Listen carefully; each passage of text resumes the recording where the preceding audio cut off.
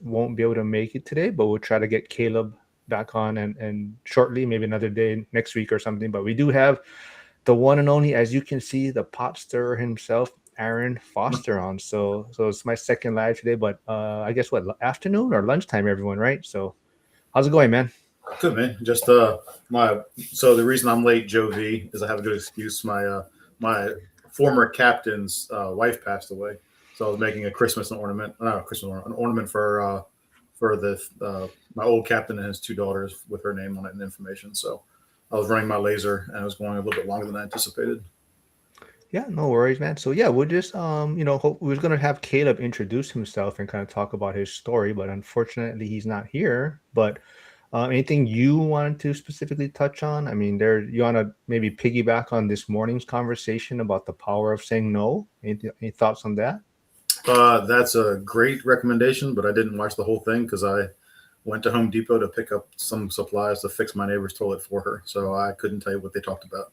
And I should start this whole podcast off because I know some of your audience, like Joe V, they want to be inclusive. So I identify as he, him. My name is Aaron Foster, and I'm cisgender. So I want to make sure that everybody feels welcome here, including Joe V and all the cops, the second responders. So hello to you guys. Thanks for being thanks for being on, listening to us. Yeah, and if not, First Responder Financial Freedom is also streaming live right now, so go check them out, support them there, subscribe. But that is also Aaron's project with Tyler and Mike Webb, and they've kind of taken a little hiatus from that. Looks like they're gonna maybe start it back up again. But yeah, like I said, anything top of mind? Trump's proposal for capping credit card interest rates, possibly what banning institutional buyers. Anything you want to dig into? Let's start with let's start with that. That sounds good. I got a couple of things in mind, but yeah. So like, all right. So what's the average credit card interest rate in the U.S.? That's the first thing. It's like I think the average credit card right now is around 24%. So this even go. I'm not gonna call them out specifically, but there's a family member who thought that they had to hold a balance on the credit card in order for the credit card to stay open. So they didn't pay the credit card off every single month, and I had to explain to them you can pay it off every single month. If you're using it, it's still going to maintain your credit. And anything over, it's a 740 is more just conversation purposes. If you're above a 740 at that point, it's ego. So if you're doing good and you're making your payments and you have a pretty good credit score, I mean the 800 is great, but it doesn't get you any benefits anywhere else if you're going to go buy a house or a car or a blow up doll for the cops. So like stuff like that, like you just really got to take into consideration. So the 8 to 10%, I think it's a lot of people are not going to qualify for the 10%. So I think there's going to be a lot of people who are excited about it, but because their credit is so shot, I think that they're going to miss out on having the ability to get a credit card. Yeah, 24 to 26%. That sounds about right. I think so. We did a podcast like a year ago. I think that's what it was then too. It hasn't changed much. I think the average credit card debt in the U.S. I mean, it depends on your income level. Last time I looked, but it was like the average. I want to say like the average was like $10,000 across the board for all income earners. That could be low income earners or high income earners. So I mean, $10,000 is a lot of money at 24%. Like you're never getting caught up at that rate. Yeah, I think actually, like you're right. I think it was also mentioned by the administration probably like a year ago too, right? They presented it, or they were talking about it, or someone was talking about it. But do you think it's kind of political theater, or is it something? Because I saw part of it that it might be only for a year. So do you think it's something that might just help people in the short term, like if they do have credit card balances, to maybe save on some interest? But then the flip side of that is, will they actually use that savings and pay down that debt, right? If they're saving money on the interest, or they're going to now spend it, right? So that's like when they say, okay, we're going to give you guys, a tariff payoff. Like everybody's getting a check for $2,000 in the country because the tariffs are paying so much. Like, so that's kind of, it's a tongue in cheek move. All right, you're gonna give me $2,000. They know that these people are going to pay down debt. They know that these people are going to invest it, and then these people are going to go out and blow it on hookers and blow. So like it depends on the demographic you're going to use. They want to put that money back into the economy to keep the economy moving forward. They want you to spend the money. So if you don't spend the money and you're scared, then not scared, but if you don't want to spend the money and you want to use it for investment purposes or pay off, some of your loans, then it doesn't really go back into the economy the way they want it to. Biden did the same thing, and I think it blew back on him as well. Is it Biden or Obama? I can't remember which one it was. But political theater, yeah, I think a lot of it's political theater. I think a lot of the stuff is make the comment, throw it at the wall, see what they say, see what kind of feedback you get, and if it works out, great. If it doesn't, then it's just more talking points, and it's just a waste of our time until they make it happen and comes to fruition. So this is kind of maybe on a slightly separate topic, but you were on last week Friday, I believe, with Emily and Tyler, and I put one of Emily's shorts out there talking about Dave Ramsey, and there was a lot of comments on the YouTube side of things, right? People talking about debt, and I think that kind of relates to even credit cards and interest, right? So like the credit is meant to be used, and if people don't know how to use it, it becomes a tool that becomes a problem for them, right? So you want to maybe touch on that as relating that to the Dave Ramsey comments on about using debt. Yeah, so that was the podcast that you didn't put my picture up or information about me or who I am. Well, you told me last minute that's why you were coming. He's a prima donna. Like, you know what? I'll show up today because I feel like. Oh, it's not because I feel like it's because I only had time. Like my wife just took the kids out for a drive to get them to fall asleep, and she just came back. And I was like, I think I'm gonna hop on with Mark. I was like, I'll come back up in an hour or so. But yeah, like it's everything. I mean, you got young kids. Everything is last minute. Like, I mean, I get it. So my apologies for not giving you a proper heads up. I tried to today. That obviously didn't work because Caleb has 4 young kids as well, under 6. He's got 4 under 6, which is crazy. You can't pull out of a parking spot. But I mean, Dave Ramsey. I mean, I think Joe V just said he's got a good point. Like people who spend, people who save, and people who invest. And so I think a lot of the stuff is, how do I say? A lot of the stuff goes back to education, right? So what kind of culture do you grow up around? Is it a spending culture? Is it a saving culture? Is it an investing culture? And do you have a habit of just wasting money and blowing money? So I was watching something earlier, and it was this multimillionaire, billionaire, Ricci, I think his name, Ricci, Ricci, and he was saying that how every quarter he sits down with his wife and kids, and they go over their financials. And one side he says, okay, this is what we're worth. This is what I'm worth. This is what we're invested in. These are the companies that we own. This is where we spend our money. And they go down, and each kid has the same thing. So like the kid's age gaps is 12 years apart. And the kid who's obviously the older of the family says, okay, I have this much money. This is what I'm invested in. This is what I'm doing with the money. The youngest one is like, well, I don't have as much money as he does. Well, it's because he's had compound interest for 12 years. And I think this all goes back to the education aspect of it, which we've talked about before, is if we're not taught these things, we don't know these things. A lot of us, especially blue-collar folks who are in the first responder realm and military guys, we're never taught this kind of stuff when we're growing up. So we don't know, like, how these things move, how they integrate and operate. So I personally think that it kind of goes back to childhood. I think the school system is failing in teaching us very important things like finances and interest rates and such. And I think we can get away from, like, algebra and teach finances instead, or get away from like political science and get into financing and investing. Like if you were to learn how to invest in stocks when you were in high school, I mean, for me that was obviously 30 years ago. So 30 years ago, if I learned how to invest in stocks, I would be a multi-millionaire now because I understand how the market works. And I didn't know that until I was in probably my 20s or 30s, and that was only because I was self-taught. And that's because YouTube came out, and YouTube University is one of the best accredited certificates you can get. Joe V is saying your wife is probably glad Aaron's not around to bother her. But all-nighter hider does say, like Pew Pew's, credit cards are a tool, and the user is responsible for how they use the tool. The terms of use are not difficult to understand or follow. To use the tool rather than be used by the tool. Yep. So I just recertified my concealed carry like 2-3 weeks ago because we had to recertify every 2 years. And I agree with you. Like, in the class, like the guy who's teaching the class is a sniper. So my buddy owns a company. He owns a gun shop. The guy who's teaching this class was a sniper. And of course, because he's a cop, I'm talking trash the whole time. He's using me as examples and making fun of me the whole time. Like, I think everybody else in the class was like really uncomfortable, but we were not. I messaged her and it said she can come stir the pot with the one and only. So she was willing to join us. I'll finish my thought and then we'll give Emily a nice warm welcome.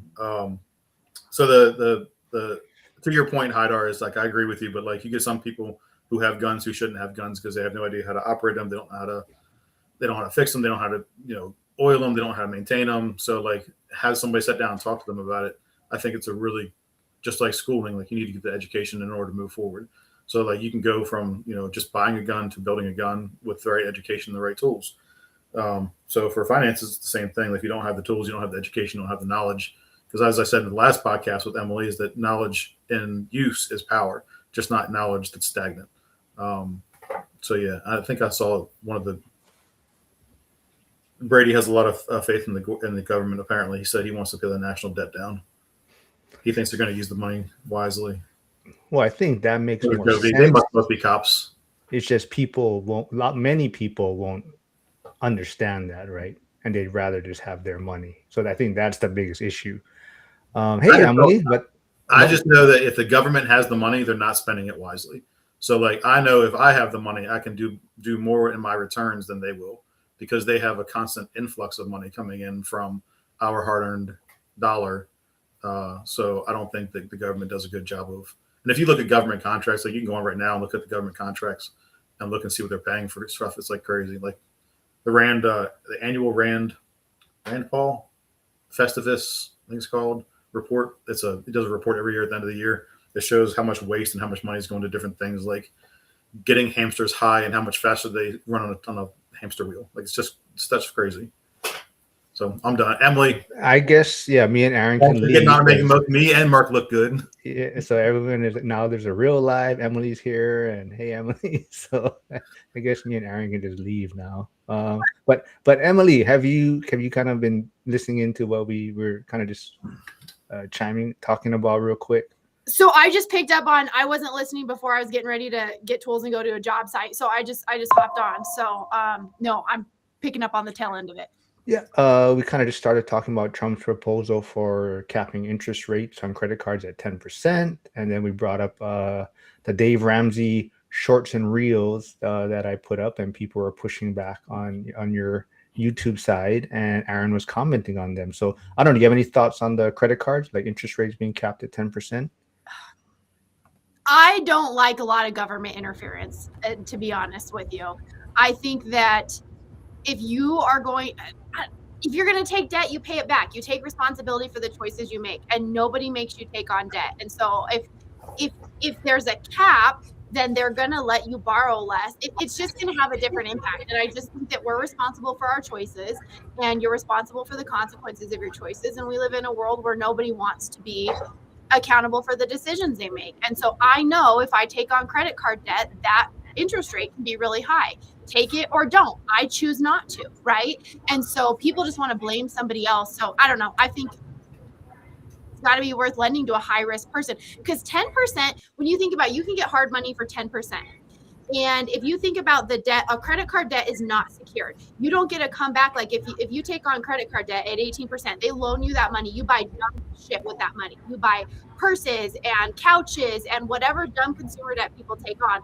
They don't get to come and get that stuff back and resell it like a house where you have security for the mortgage. And so it's like student loans. That's why they're so risky too, is you're borrowing to an unqualified person with no security for it. Like you don't get to take back that education and sell it on the secondary market. So when you have unsecured debt, the rates have to be high enough to be worth the risk versus reward, right? So I don't know. I hadn't even heard that, but I think that it's got to be worth them lending, or they're just not going to, and there's not going to be options for people that take on that debt. And I want to welcome Ike Hobbs here now. So Ike is joining us.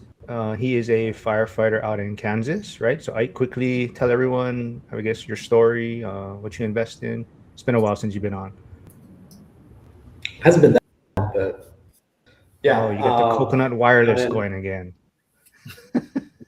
Wasn't that bad? No, go ahead, man. No, down rural Kansas, and got a few buy properties, most of which I've bought, rehabbed, and refinanced. So just building slowly, managing everything right now, and slowly growing. Very cool. What's the market like in Kansas? It's pretty stable. It never got the big highs, and it's when I rent stuff, it goes really fast as far as renting it. But when it goes to selling stuff, it's not unusual to be a couple months. So, Where in Kansas are you? I work in Wichita, and then most of my stuff's about an hour south of there, in a little town called Winfield. So I know obviously Mark's the one who invests the furthest of all of us. How far out, it's Emily and Ike, how far out do you guys invest? I mean, I'm like I'll just- go. Go ahead. No, sorry, I go ahead. I'm just in my town right now. Okay. Yeah. What about you, Ike? Yeah, I go about an hour south. There's a couple towns close to each other that I used to work in one of them and lived in the other one, so that's where I got started. So I've got a pretty good knowledge of what's going on in that area, and it's not quite as competitive as Wichita, but the rent to price ratio is really good. So for my buy and holds, I'm really happy to go there. And since I've got everything right in that area, that's where I'll go. So about an hour.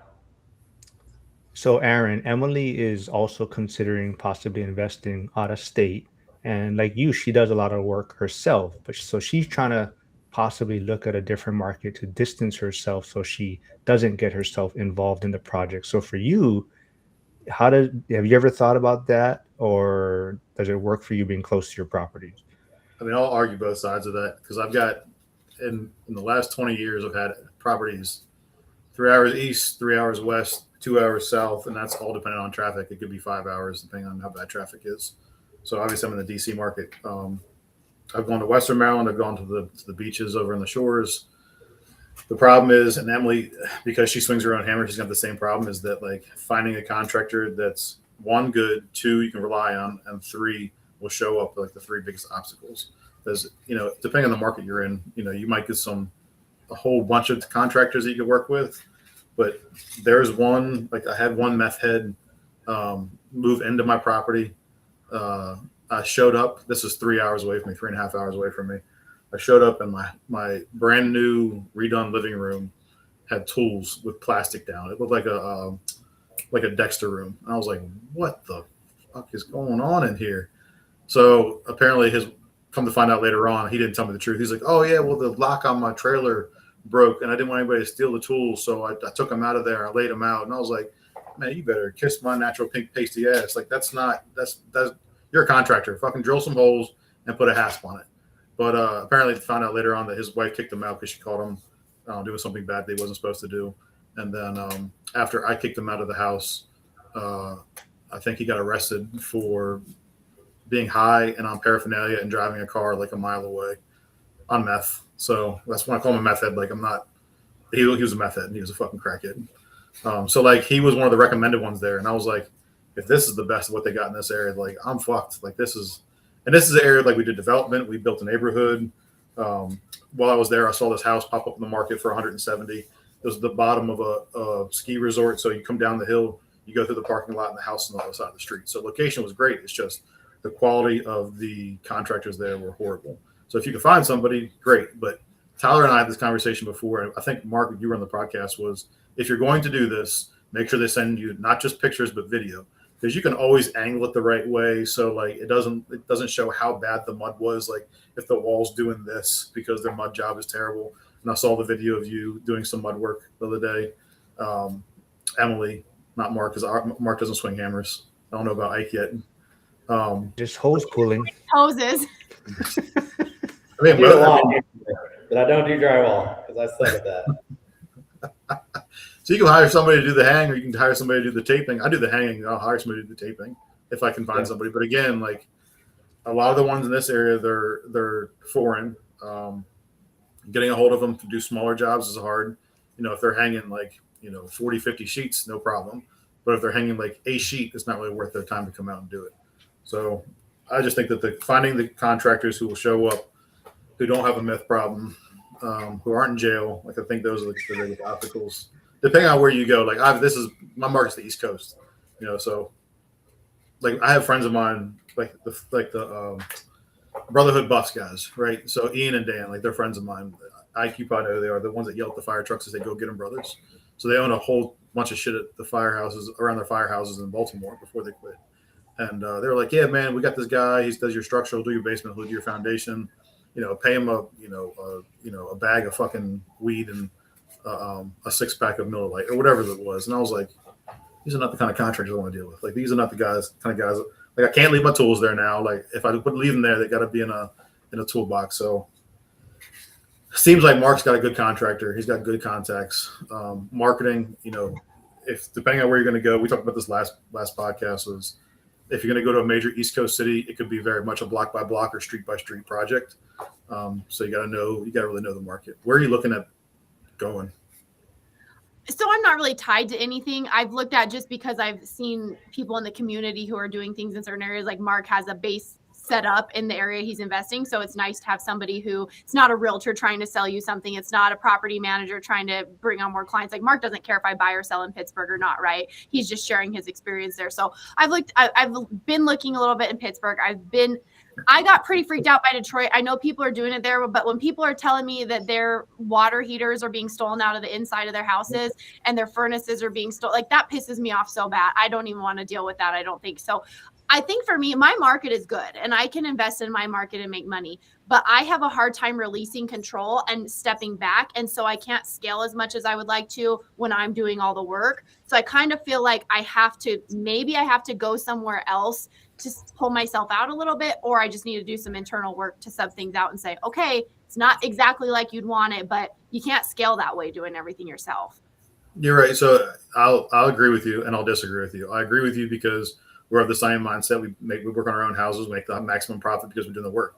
And you'll hear a lot of people, especially investors say, or people who want to be investors say, "I'm not going to do the $25 an hour work when I can be out making $100 and some odd dollars." Like, apparently you don't know how much contractors cost nowadays, because hanging drywall or replacing a tub or replacing like a bathroom, I think around here right now for the market, it's $40,000 give or take for a good size, not a standard, but a good size bathroom renovation. Like, and I'm like, you get a Schluter system, you'll have that thing done in a week. So I'm making $40,000 a week. So then it goes back to like, is it worth for me to go out and hire contractors somewhere else?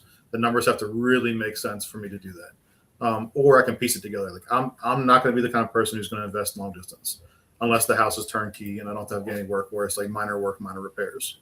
So, I mean, when you guys come to the East Coast, it's just a different world than where you guys are at now. I don't have to say it. Like, you got to know the area. So Pittsburgh, same thing. Like, it could be Philly, same thing. It could be this block is great, this block is shit. Like Kensington, obviously, is an open air drug market up in Philly. And people are like, there's such good deals up there. Do you ever spend time? I'm like, fuck no. Like, why would I go up to that cracky? Those kind of area. So, like, yeah, I mean, I think that it's just like the neighborhood or the areas that you grew up in. Like, you know it intimately. You know the blocks. You know the troubled area. You know. If you go at 3:00 in the morning, the train's going to go past this house. So it's going to be a ding in your selling promotions. I don't know. I'll argue both sides because I think if you stay local, somewhat local, and just go for the home runs, like, it makes more sense. Like, I do 1 to 5 houses a year. I've done it for 20 years. Sometimes I do more. Sometimes I do less. This year I've got 2 lined up in the pipeline. But I'm going for home runs only. Like, I'm not going to go for a $20,000 or $30,000 house because for me, the market swing is too volatile, I guess.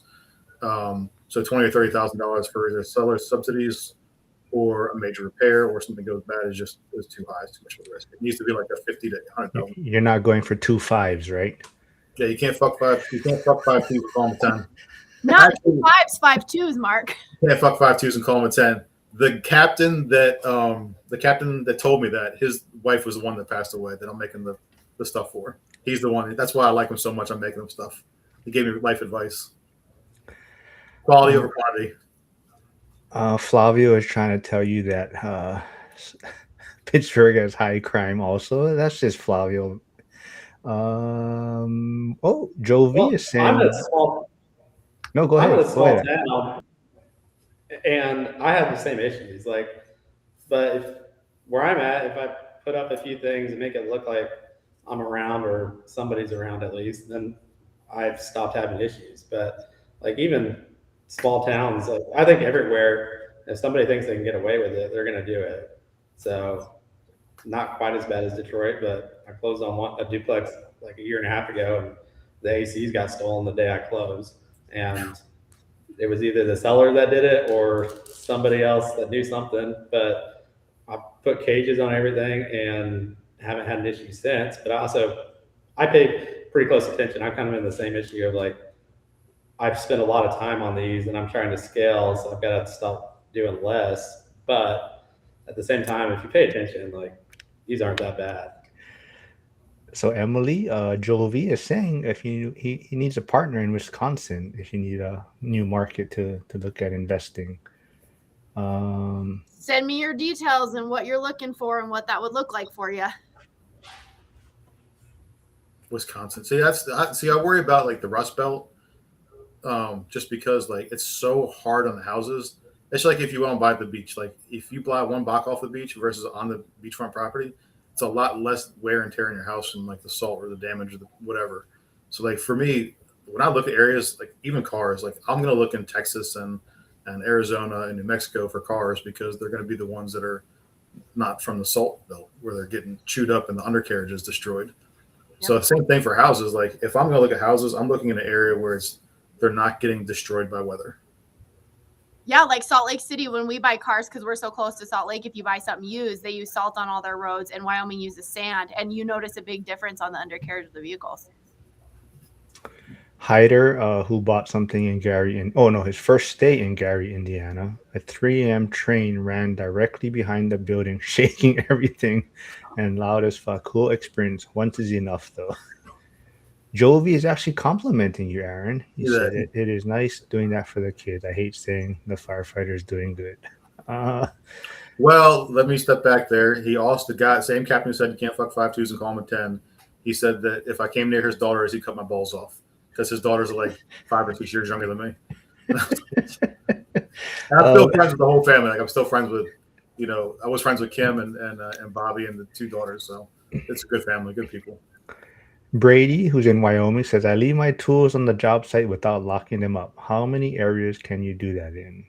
I've never had an issue. But I think in Wyoming, people, like, there's a lot of guns. There's a lot of private property. Don't screw with people, and I think people... Nobody steals Ryobi that side.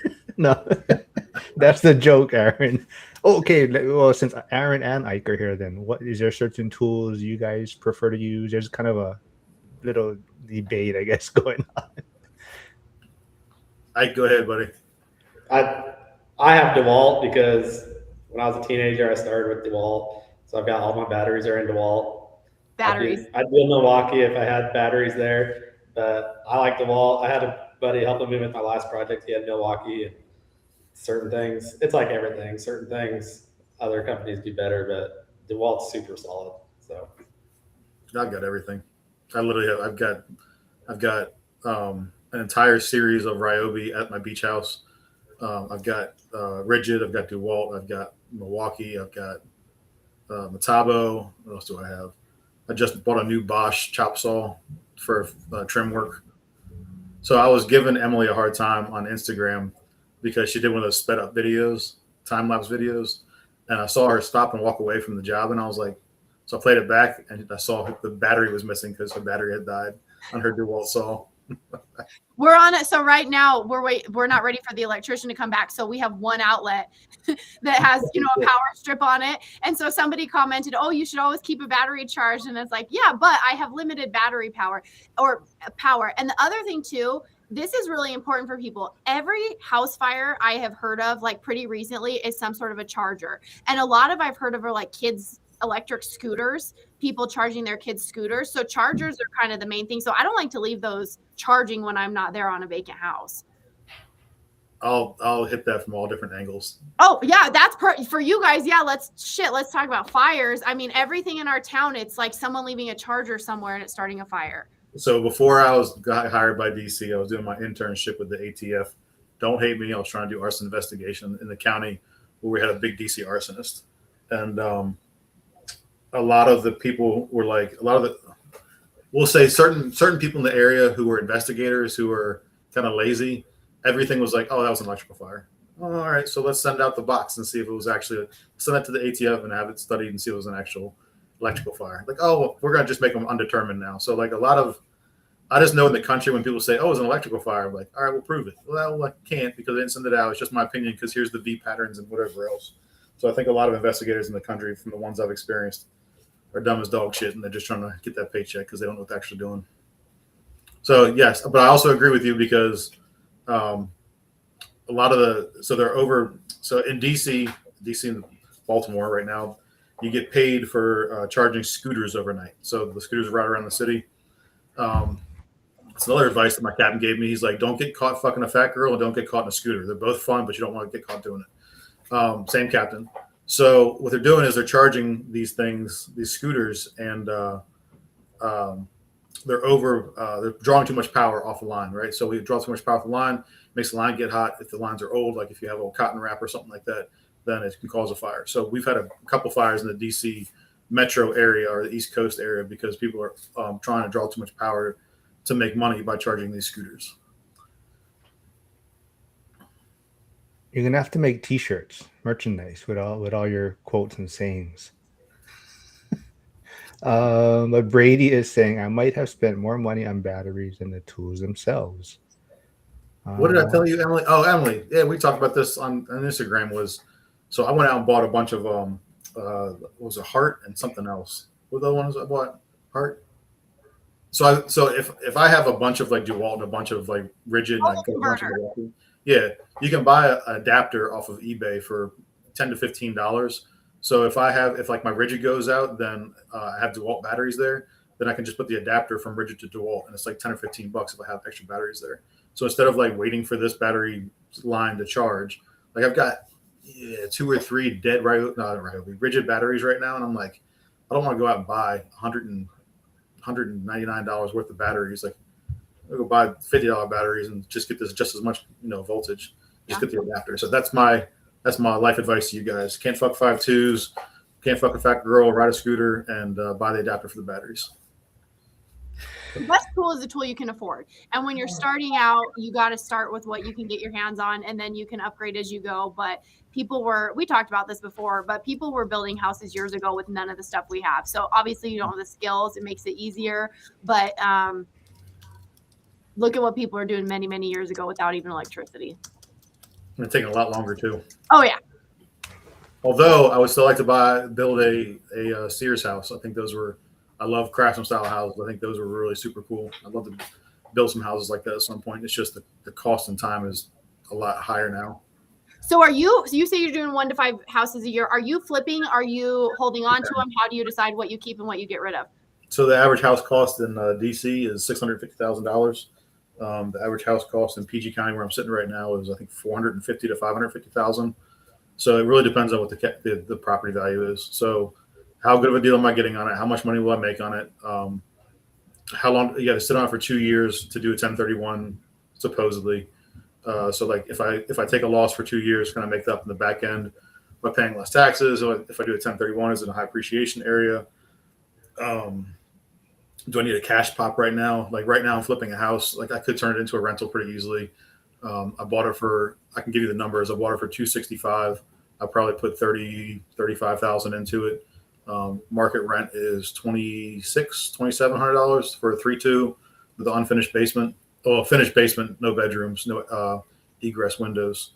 So if I refinance with the new rate drop coming up in probably April, how much will my mortgage be? Is it enough of a profit margin for me to keep it? Probably not. I do a cash pop. I want to fund off of this deal. I'm going to fund my 2 sons their 529 plan. So if I drop, I'll give you the whole thing. So if I sell it and I make a profit of say $85,000, $75,000, I can take probably $20,000 or $30,000, put it into my son's 529s plans. So the 529 plan is an educational savings account for the government. If 15 years at 6.5%, which is what it averages out to, I'll have about $100,000 to $200,000 for each kid going into their college days. So like each thing I do has a very specific reason why I'm going that route. I would really like to do more development as I go towards retirement, but I don't know if it's worth it. I just don't know. A buddy of mine is a firefighter up in the Pennsylvania-Maryland border. He called me yesterday. He sent me a property. He's like, hey, this county just rezoned. If you have R2, then now you can put townhouses up there. What do you think about this 2-acre lot for $375,000. I was like, okay, well, let's run the numbers. You can fit for urban, you can probably fit between 24 and 36 row houses in that area. Depends if you're doing a 2-1 or a 3-2. I was like, what's it selling for up there? So he gave me comps. One of them for a 2-1 was selling for 310.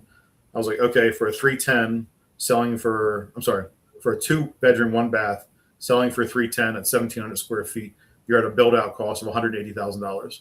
At $180,000, that's a tight profit margin. So you have to do a whole bunch of these and have upgrades for people to buy into, like upgrade the bathrooms, upgrade the kitchens, upgrade the counters, upgrade the carpet. So at $180 a square foot for those build outs, it doesn't make sense for me because that doesn't take into account the permits, the fees, impact fees, land development, site clearing, all the dirt work that you have to do for it. So for me, I was like, at 375, that's not even taking into account all the dirt work and all the permits and all the build out costs for that. So that doesn't make sense to me. So like, I've done it all. I've done it. And after the 2008 crash, I used to do tax liens. I probably did a couple dozen tax liens. Tax liens, 99% of them paid back. Only had one that didn't pay back. I sold that in Craigslist within 48 hours of actually closing on it. Shows you how old I am. Yeah, I've done a little bit of everything. Development, we did neighborhoods. I could have probably retired from the fire department back in my 30s, but I was scared too. I ain't gonna lie. And I enjoyed like kicking doors and saving babies 15 years ago. As long as you're not kicking babies and saving doors. Good life advice. That could be a T-shirt. Kick doors. Yeah, exactly. Put it on your woodwork stuff that you're shipping out of state now. And some people love it and some people get pissed off about it. I like to stir the pot, but there's certain areas I can't stir too hard. I know what I'm allowed to get away with in certain areas. You were mentioning 529s though. Is there a maximum you can deposit in the 529? That's a good question. I don't know. Actually, let's look it up. Google it. Sorry, I'm muted. I think there's none, but there's state and I think each state has different tax requirements, I believe, but there's no like technical limit you can deposit. Individual contributions with $19,000 per beneficiary per year. Married couples up to $38,000 per beneficiary per year. So, I mean, technically, since I'm married, she's still putting up with me. I can put about $76,000 in there for the 2 kids, $38,000 each. Well, So yeah. your averages though, like, so one of the things you need to pay attention to if you're going to do something like this, twofold. One, the average rate of return for the 529 plan is 6.5%. Average rate of return for comparison for the S&P is going to be 10%. So which one makes more sense? Same thing for if you buy real estate instead of the 529 or S&P index ETF fund. What's your rate of return going to be, and which one are you going to make the highest rate of return, and what's the benefit for it?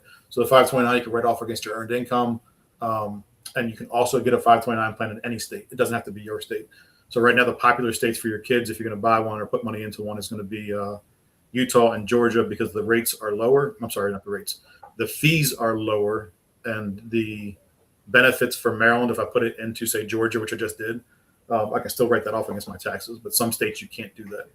I really recommend is going on like ChatGPT and laying it out. Like I have $10,000, $20,000, whatever it might be to put towards my kid's 529 plan. What would you recommend? And it'll give you an entire financial breakdown.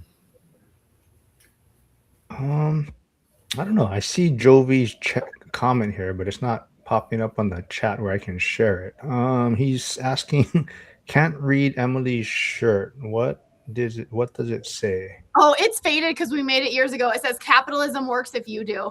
And the print on the background is like dollar bills or $100 bills. It looks like you're about to go to work. Exactly. Yeah, no, this has been worked in for years. But it's funny because on my Instagram, there's so many people that are like, yeah, great. And then there's people, lots of people hate capitalism right now because they don't want to work. Yeah. So Ike, what are you working on? I saw some videos. Are you refinancing something, or I forgot what you're doing? Yeah, I just finished up a fourplex last week. Nice. So waiting on the appraisal right now. I've still got a few things to do, but it's all occupied. So waiting on the appraiser to come out, take a look. And with it being small town, that'll be a little little interesting to see what they do on comps, but cash flow wise, it should be pretty good. And I'm actually sitting right now in a empty unit. Had a tenant move out yesterday, so going through to see what I need to do and get that turned How'd they around. leave it? Pretty good. They're really good tenants, but there's some slight stuff that I'll have to do, and a little bit of other stuff that they probably shouldn't have messed up. So we'll just take that out of the deposit and go from there. So I probably have it rented by the end of the month. Let me, if you don't mind sharing, is like 2-1, 3-2? What is it? 2-1 duplex. What's the market rent for that there?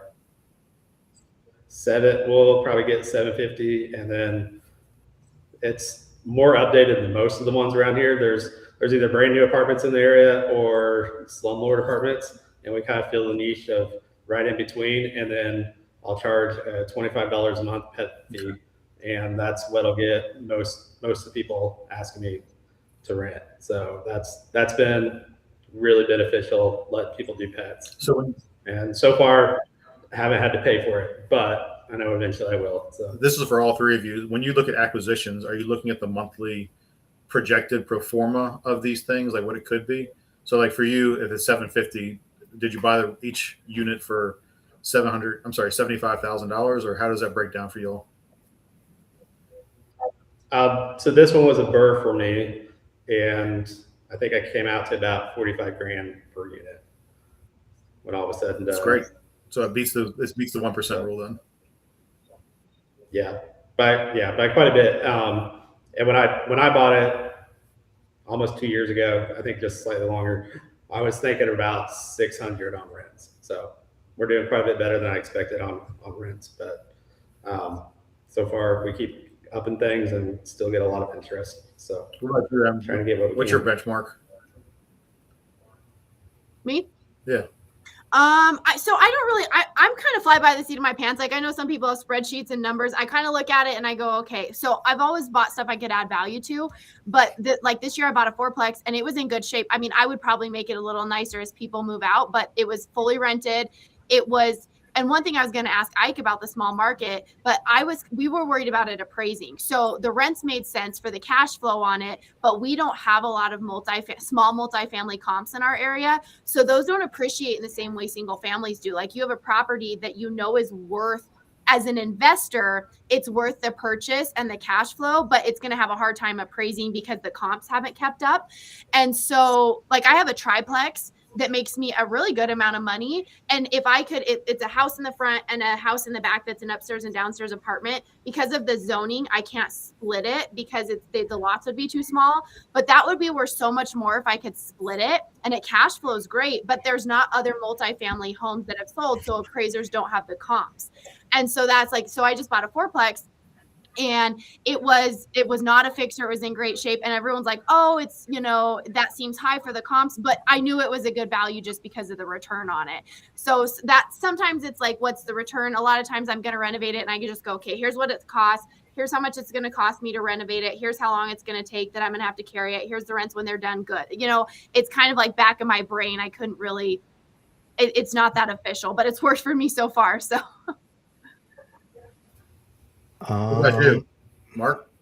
Me, I just ask questions. You don't like to answer questions. I fly by the seat of my. Well, there's many people on here. That's why. So I try to get you guys involved. But yeah, I just fly by the seat of my pants more now. I mean, definitely in the beginning, you follow a spreadsheet more. It's definitely more by the numbers. But now, it's definitely more like what location it is, and even a lot of the properties now that I'm getting, they're tenant occupied. So I'm fine with it being under market at the time, but it's, you kind of, like you're saying, you kind of know the rent box as far as what it's going to project down the road. But now it gives you also time to get the property stabilized because you have someone in there, paying rent. So it's not like everything has to be done right away. So that's kind of more what I'm leaning towards now. I think when you first get started, you're definitely hesitant about having tenants in there. You're kind of worried about that. But as you get more properties, get more experience, I think it's actually a better position to be in to get properties with tenants in there. So you can kind of take your time to get things done and let things stabilize, and maybe do one side for if it's a multi-family, right? Get one side done, things like that. So that's kind of more where I'm at now, tenant occupied properties and getting rents up over time. What's And- interesting for all of you guys is that, like, depending on where you're at, like most of the duplexes here, they're separate tax deeds. So like you can't, for the most, depending on what part you're in, because every 5 minutes this way, 5 minutes that way, it's very different. But like for the most part here, a duplex is not under one tax deed, it's under two tax deeds.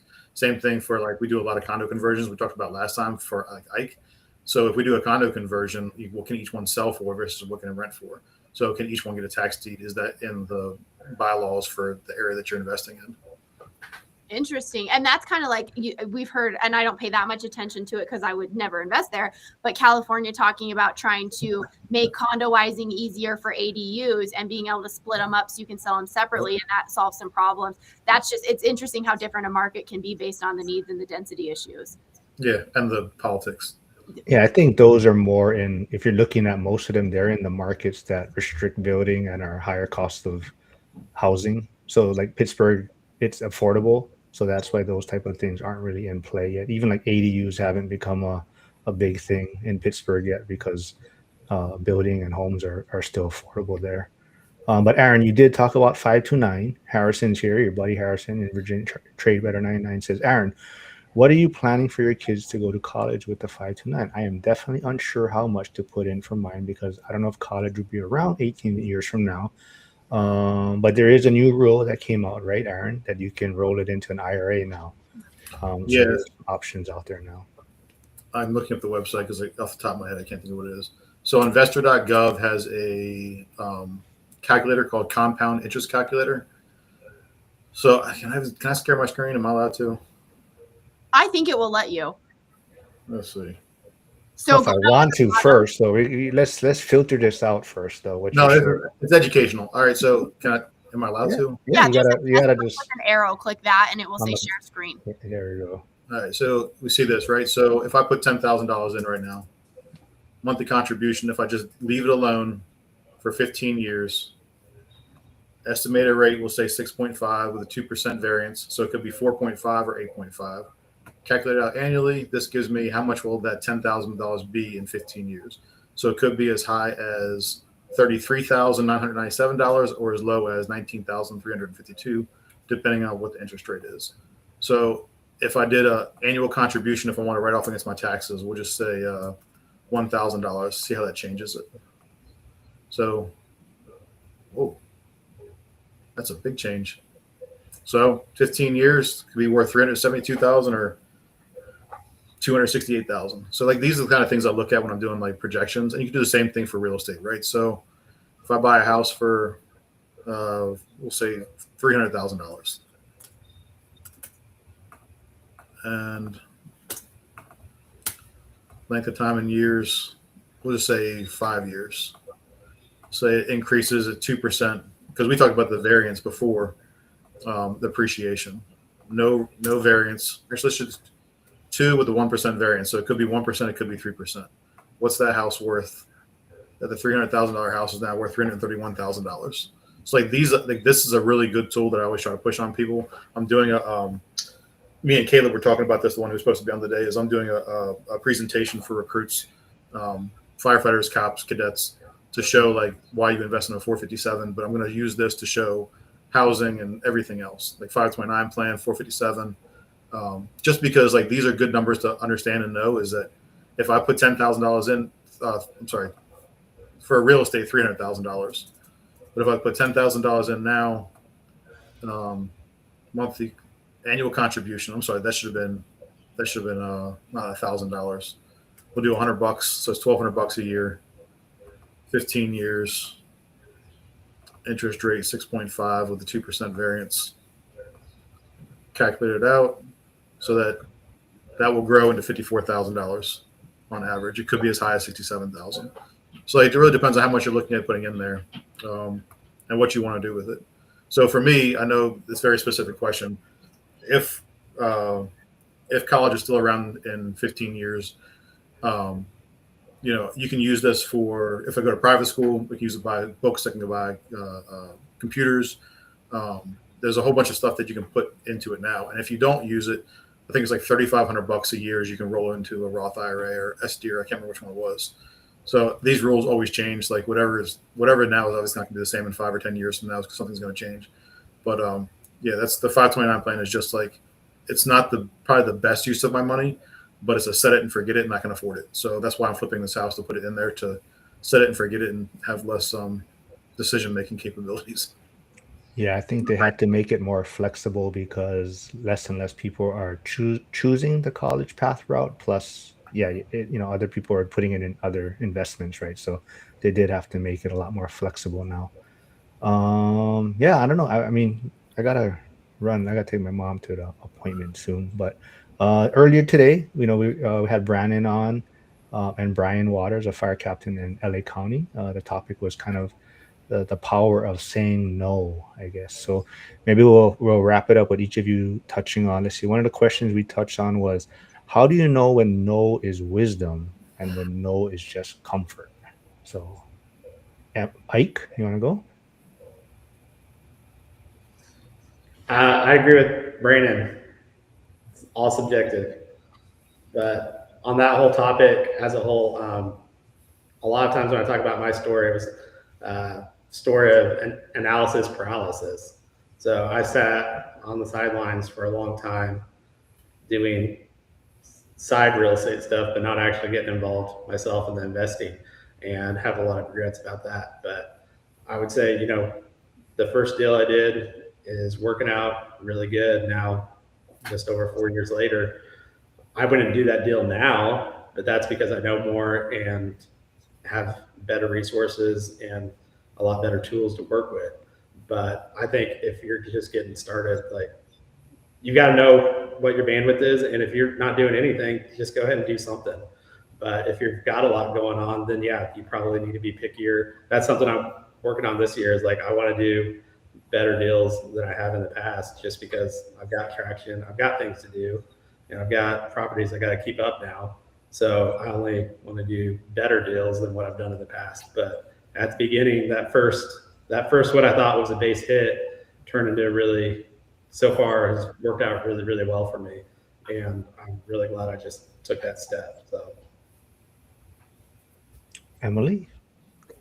I think you have to know yourself first and really be honest with yourself about your personality, because some people say yes to everything. And so then maybe you need to learn to say no more. And maybe you're a people pleaser, maybe you're whatever. Some people are really good at saying no. And like Ike said, maybe you're not doing something because you're analysis paralysis, especially people wanting to get into the market. And so if that's your personality, then you kind of need to pony up. So you got to look internally before you answer this for yourself. For me, one thing I realized was when I started, I had to buy the absolute shittiest house because that's what I could afford. And the skill set I had was construction. But then when I looked at, okay, if I buy something that's so bad, it takes this long to renovate, and I go that long without a profit, whether it's going to be a rental or a flip, I'm carrying it without making money for that long. It's what I had to do when I started, because I could only afford a $40,000 house. I couldn't afford a $120,000 house. And I didn't know or wasn't comfortable with hard money or lines of credit or any of that. Now, if I'll go look at houses that are really cheap, but they're huge projects. And if you really look at how long it's going to take you and how much time that house is going to sit, it's not necessarily the best buy. It might be better to buy something a little bit more expensive that's going to take you less time and be costing you money for less time while it's making you no money. And so sometimes I think also you have to look at what I started with isn't what works for me now. And then I'll leave it with, I always love, if anybody knows who Warren Buffett and Charlie Munger, Warren Buffett is one of the smartest, wisest stock investors ever. And he just retired. His business partner, who people don't hear about as often, was Charlie Munger, who just died a couple years ago.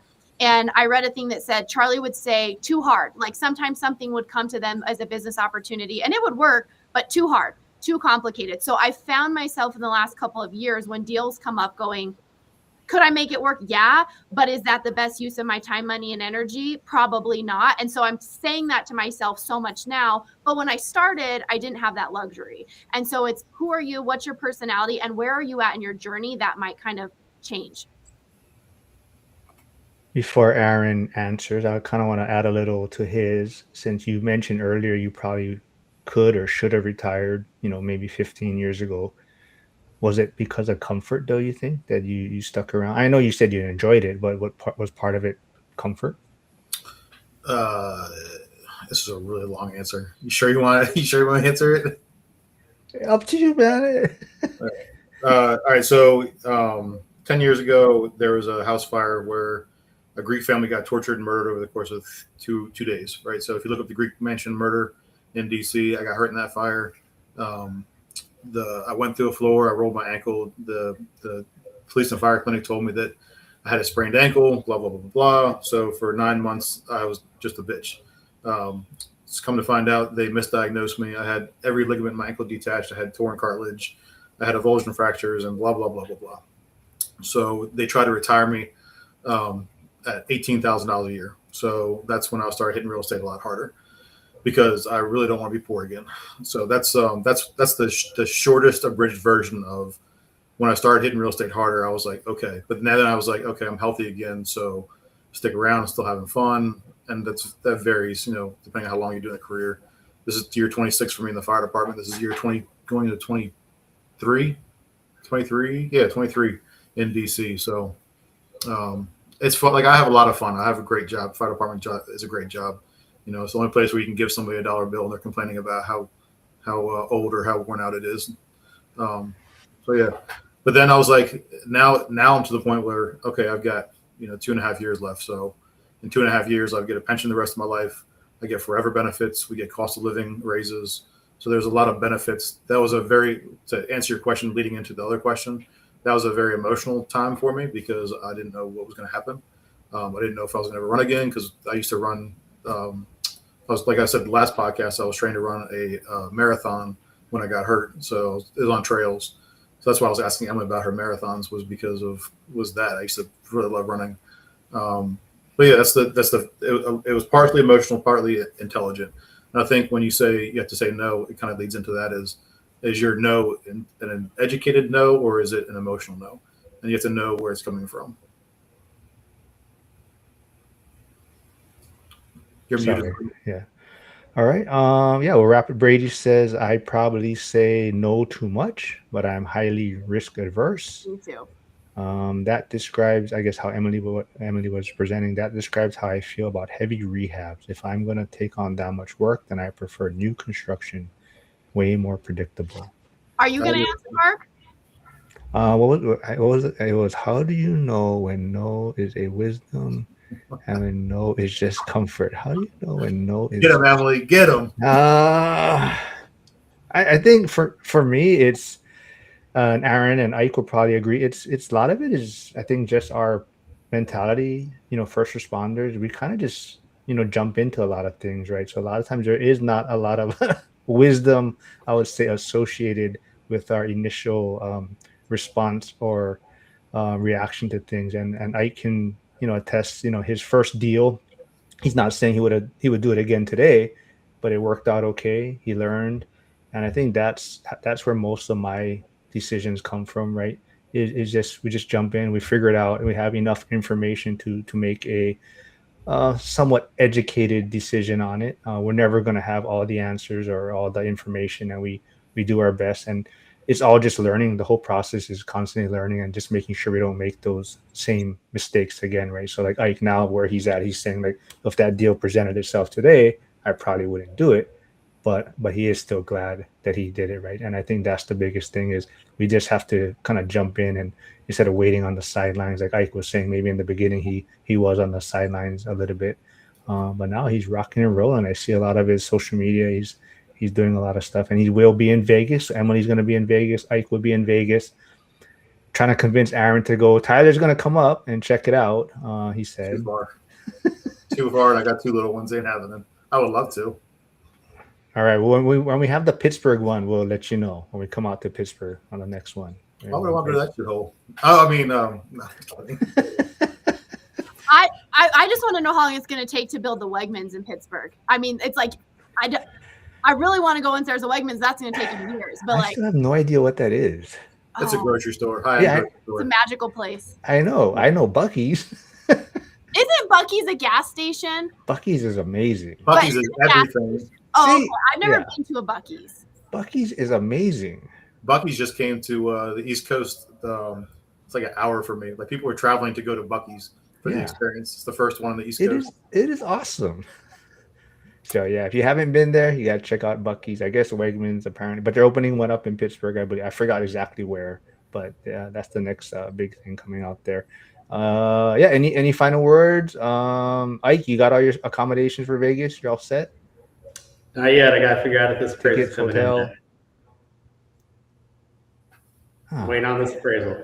All right, Emily. I know I know Emily's husband's taking care of all of that. She does have the tickets. Aaron. So yeah. So Caleb, quickly then, since Caleb wasn't able to make it, what can people expect from Caleb next time he's on or when he joins us? So Caleb is a firefighter medic. He works in the EMS side of San Antonio, Texas. I think he's got 13 years in the job. He called me the night we're in the same shift because they work 24/72 as well. And he called. We just kind of spitballed some ideas, and he wanted to hop on here to kind of get the information out. He's passionate about trying to help people get in a better financial position. So we've been talking about how we're going to present stuff to invest in this, not in that. He's got 5 or 6 stores, I think, if I remember correctly. He's looking at doing his financial planner down the road, but he's trying to get kind of information out on his Instagram page, and I can't remember what it is. It's something fire related. Yeah, right there. So First Responder Finance, go check him out on Instagram. Unfortunately, he wasn't able to make it today, but we'll get him back on. Hey, Hugo's here. What's up, man? But yeah, we'll get Caleb on hopefully in the near future. Everyone, thanks for tuning in to this second one of my live today. But I'll see everyone tomorrow. I'll be back with Joe and Lauren and possibly a return guest. It's been a while since he's been on, so I'll leave it at that. But everyone, thanks for tuning in, and I'll see you folks tomorrow. Thanks, fellas.